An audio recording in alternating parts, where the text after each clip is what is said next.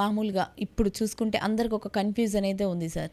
ఎందులో ఇన్వెస్ట్ చేయాలి, ఏది బెటర్ అనేది. దాంట్లో చూసుకుంటే గోల్డ్‌లో ఇన్వెస్ట్ చేస్తే బెటర్ అంటారా? స్టాక్స్‌లో ఇన్వెస్ట్ చేస్తే బెటర్ అంటారా సార్?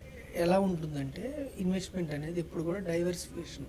Okay sir. ఒకే సెక్టార్లో ఎప్పుడు పెట్టకూడదు. హ్మ్. మీ దగ్గర డబ్బు ఉందమ్మా, మొత్తం రియల్ ఎస్టేట్లో పెట్టకూడదు. Okay sir. రియల్ ఎస్టేట్లో పెట్టారనుకోండి అమ్మా, మీకు లిక్విడిటీ అవసరం వచ్చినప్పుడు అమ్ముకోవడానికి ఇబ్బంది అవుతుంది. Yes sir.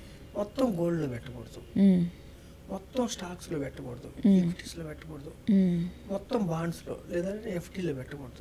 ఎందుకని ఎఫ్డీలో బాండ్స్లో రిటర్న్ తక్కువ వస్తుంది. అవును సార్, అవును. మొత్తం ఈక్విటీస్లో పెడితే వస్తే హై రిటర్న్ వస్తుంది, మార్కెట్స్ బాగాలేనప్పుడు నెగిటివ్ రిటర్న్స్ వస్తుంది. అంటే ఎప్పుడు కూడా డైవర్సిఫికేషన్ చేసుకోవాలి. డైవర్సిఫికేషన్ ఎలా చేసుకోవాలి అనేది asset allocation person to person depend అయి ఉంటుంది. అతని నెట్వర్క్ మీద డిపెండ్ అయి ఉంటుంది, గోల్స్ మీద డిపెండ్ అయి ఉంటుంది, ఫ్యామిలీ మీద డిపెండ్ అయి ఉంటుంది.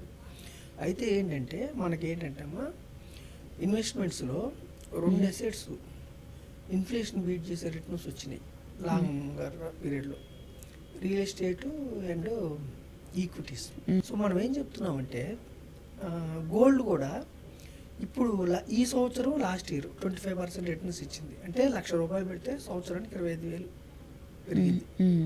Very huge return. 25% అంటే ఇన్ఫ్లేషన్ 6%. అవును సార్.